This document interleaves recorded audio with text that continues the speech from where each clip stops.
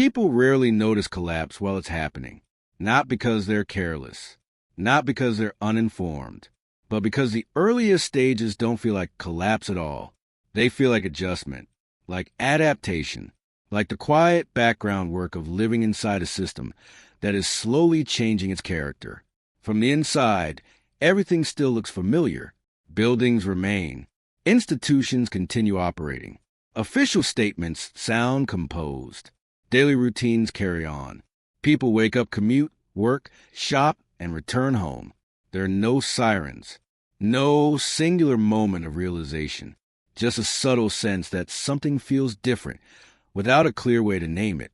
This is how it always begins, not with disruption, with normalization. Stability doesn't disappear suddenly. It stretches, it thins, it becomes performative. It's maintained through language and procedure long after its substance has started to fade. At first, the changes are easy to rationalize. A service becomes slower. A process becomes more complicated. A promise takes longer to materialize. Each shift is small enough to accept on its own. Each inconvenience feels temporary. People tell themselves this is simply how large systems work.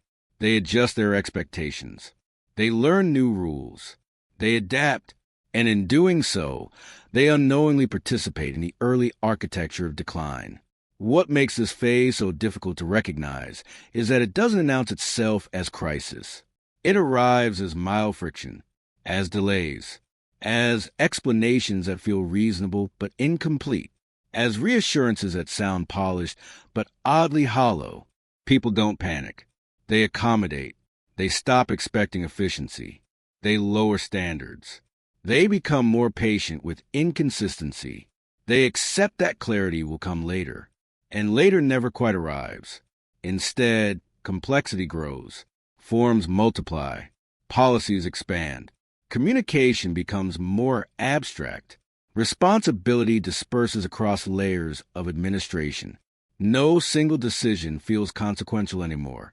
Everything is framed as part of a broader process. This is not accidental. When trust begins to erode, systems respond by adding structure. They replace credibility with procedure. They substitute belief with documentation. They attempt to compensate for weakening legitimacy through organization. On paper, this looks like stability. In practice, it's fragility. Because systems are not sustained by frameworks alone. They are sustained by participation, by shared understanding, by the quiet agreement that effort connects to outcome. Once that connection weakens, everything becomes heavier. People continue showing up, but with less conviction. They follow rules, but without internal commitment. They comply outwardly while emotionally withdrawing.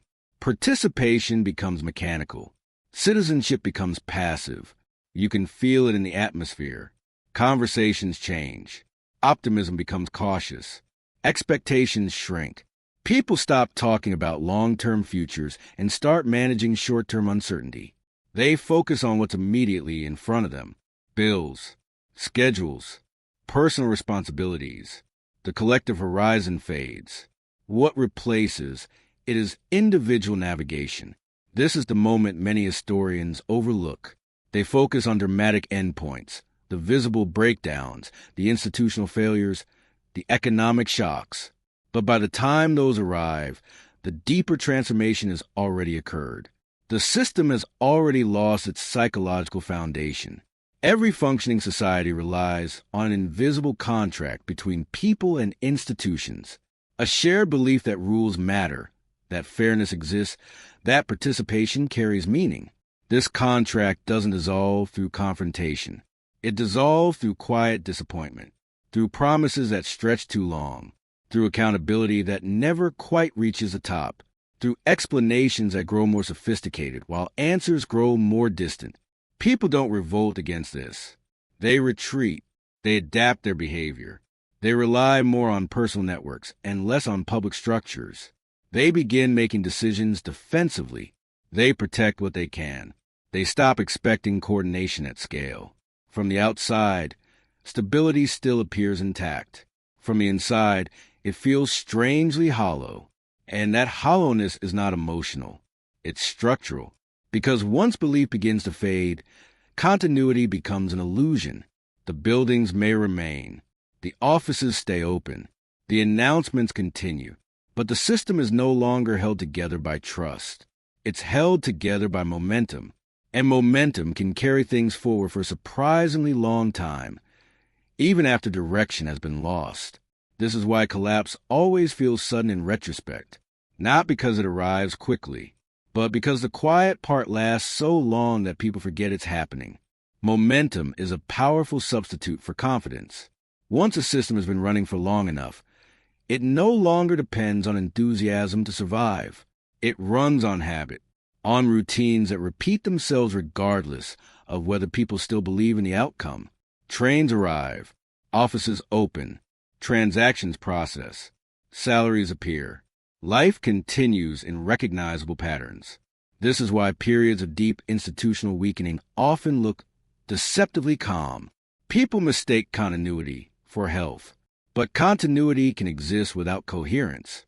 Underneath the surface, something subtle begins to shift, not in statistics or markets, but in human behavior. People become less willing to invest emotionally in shared structures. They stop assuming that effort will be rewarded fairly. They grow more cautious about planning too far ahead. Decisions become shorter term, safer, more isolated. Trust doesn't vanish dramatically. It fragments. It breaks apart in small, private moments. A form that goes unanswered. A process that leads nowhere. A rule that applies differently depending on who you are. Each experience on its own feels minor. Together, they reshape how people relate to the system. You start hearing different language. Instead of when people say if, instead of we, they say I. Instead of building, they manage. Instead of contributing, they protect. This is not cynicism. It's adaptation. When institutions stop feeling reciprocal, individuals learn to conserve energy. They disengage quietly. They comply externally while internally withdrawing expectation. Participation becomes transactional. Cooperation becomes conditional. Over time, this changes collective psychology. Communities become more inward-facing. Social bonds tighten locally while weakening broadly. People rely more on family, close friends, and informal networks. Large-scale coordination feels unreliable. Abstract ideals lose their pull. Practical survival takes priority. From above, leadership often misreads this phase. They see stability because systems are still operating. They interpret calm as confidence. They measure performance through outputs while ignoring sentiment. They respond to complexity with more complexity, more guidelines, more messaging, more structural refinements. But no amount of organizational sophistication can replace belief. And belief cannot be manufactured. It emerges from consistency, fairness, and lived experience. When those weaken, official narratives grow louder, while public conviction grows quieter. There's a particular stillness that appears in societies at this stage. Not silence. Activity continues, but a kind of emotional flattening. People stop expecting improvement. They stop reacting strongly to disappointing news. Resilience is reframed as virtue, even when it's really just fatigue. This is where denial often enters. Not loud denial, soft denial. The kind that sounds like realism. The kind that says, this is just how things are now. The kind that reframes deterioration as maturity and stagnation as stability. People tell themselves that every era has challenges, that every system has flaws, that things could be worse. And they're right, but they miss the deeper pattern. They don't see that the defining feature of this phase is not hardship, it's lowered expectation. Once a population collectively adjusts downward, systems lose their most important feedback mechanism. Pressure disappears. Urgency fades. Accountability softens. Decline becomes easier to manage than to reverse. This is how large structures outlive their legitimacy, not through force. Through acceptance. If any of this feels familiar, it's not because you've studied history. It's because you've lived inside systems long enough to recognize the texture of disengagement. Most people don't articulate it. They just feel it, a quiet sense that something foundational has shifted, even though daily life still looks largely the same. And if you're drawn to exploring these deeper patterns, the psychological currents beneath institutional change, you're already part of a small group that notices what usually goes unnamed. What follows is not about collapse as an event. It's about erosion as a condition. Every large system depends on an invisible contract between the individual and the collective. People give their time, compliance, and belief. In return, they expect continuity, fairness, and a future that feels worth participating in. When that exchange weakens, behavior changes long before structures do. You see it in how rules are interpreted, in how responsibilities are avoided, in how shortcuts become normalized. People stop asking what's right and start asking what's allowed. Ethics slowly give way to procedure. Institutions adapt to this, too. They begin prioritizing appearance over substance. Metrics replace meaning. Communication becomes performative. The goal shifts from serving reality to managing perception. Stability becomes something to display rather than something to maintain. This is when organizations start talking more about resilience than renewal. They celebrate endurance instead of improvement. They highlight surface continuity while quietly lowering internal standards. Over time, this creates a strange inversion. The more fragile a system becomes, the more polished it looks. Messaging grows smoother. Branding becomes more refined. Public statements sound increasingly confident, not because things are improving, but because confidence becomes necessary to hold everything together. Inside, people feel the gap. They notice that decisions no longer align with stated values. They see leaders rotate while problems persist. They watch accountability dissolve into committees and task forces that never quite resolve anything. And slowly, they recalibrate. They stop expecting coherence. They learn to navigate inconsistencies instead of challenging them. They develop personal strategies for surviving institutional uncertainty, multiple income streams, backup plans, informal agreements, quiet exits. None of this feels revolutionary. It feels practical. This is how disengagement becomes normalized, not through protest, but through quiet withdrawal. At this stage, the system still functions. Services still operate. Markets still move.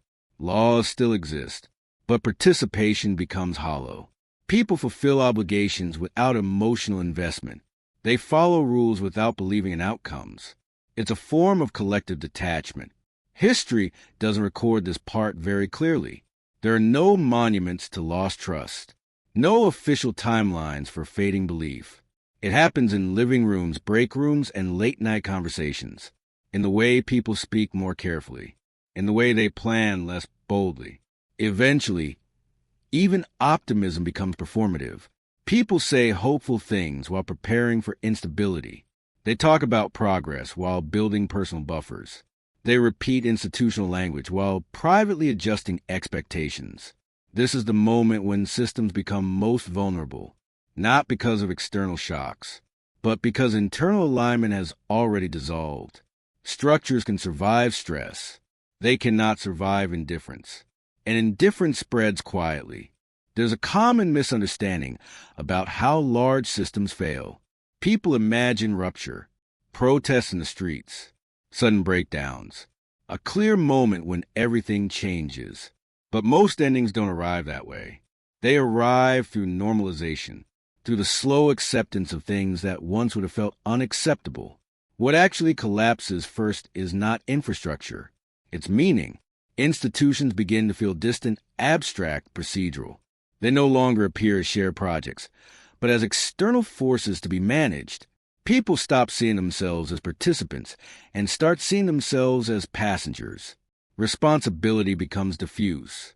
Everyone assumes someone else is in charge. And when responsibility dissolves, so does agency. This is when societies enter a peculiar psychological state, outwardly functional, inwardly fragmented. People still work, shop, raise children, and make plans. But beneath the surface, there's a growing sense that the future is less solid than it used to be. You can hear it in casual remarks. in jokes about uncertainty, in the way conversations drift toward contingency. Backup plans become normal. Long-term commitments feel riskier.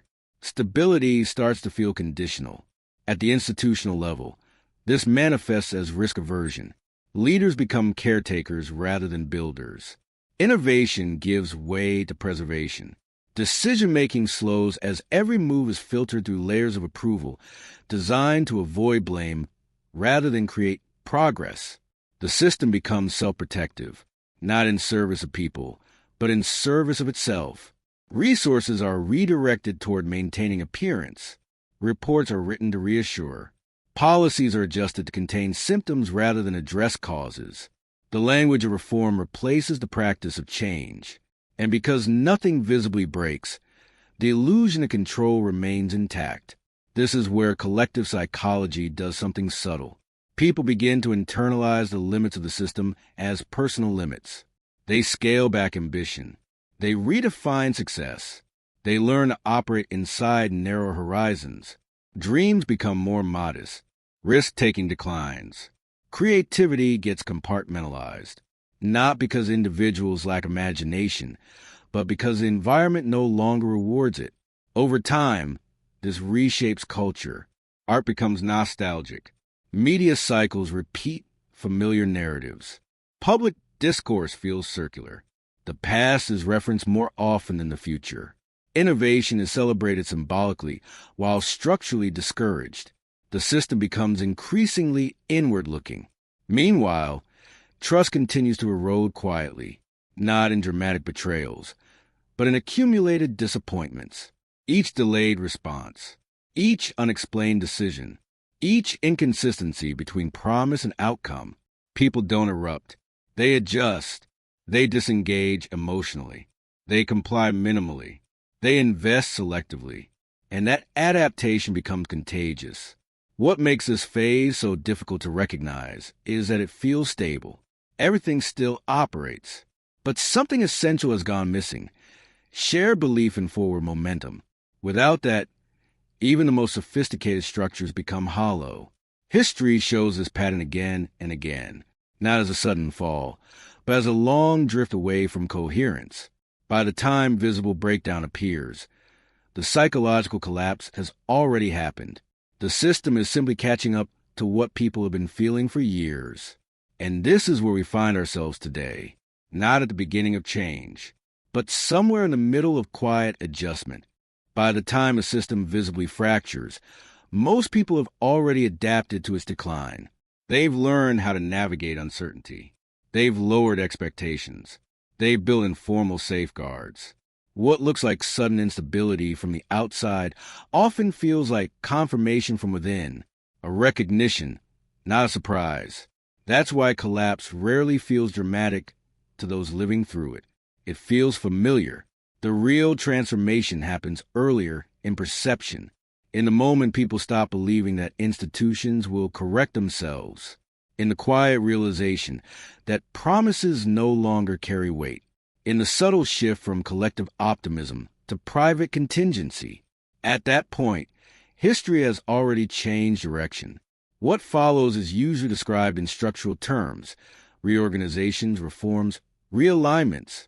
But beneath all of that is something much simpler and much harder to repair.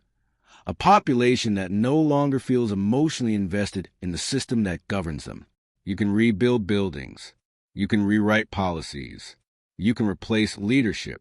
What you cannot easily restore is shared trust once it's been slowly worn away. And that's what makes this phase so consequential. Not the visible strain, but the invisible resignation.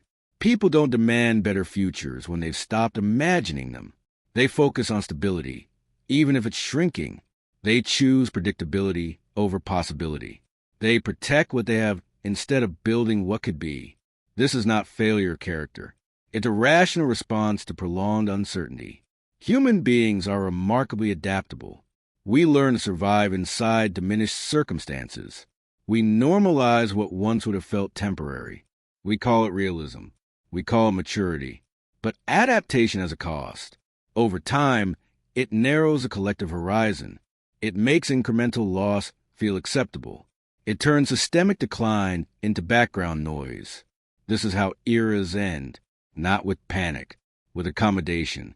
Looking back, historians often search for decisive moments. A law passed, a leader removed, a crisis that marked the turning point.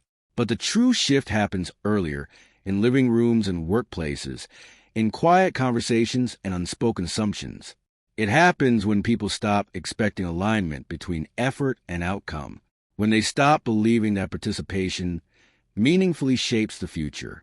By the time structural change becomes unavoidable, the psychological groundwork has long been laid. And that's the pattern that is repeated across civilizations. Not collapse first, then loss of trust. Loss of trust first, collapse later. Which brings us back to the present, not as an exception, but as another iteration. What makes this moment distinctive is not that systems are under strain. That's always been true.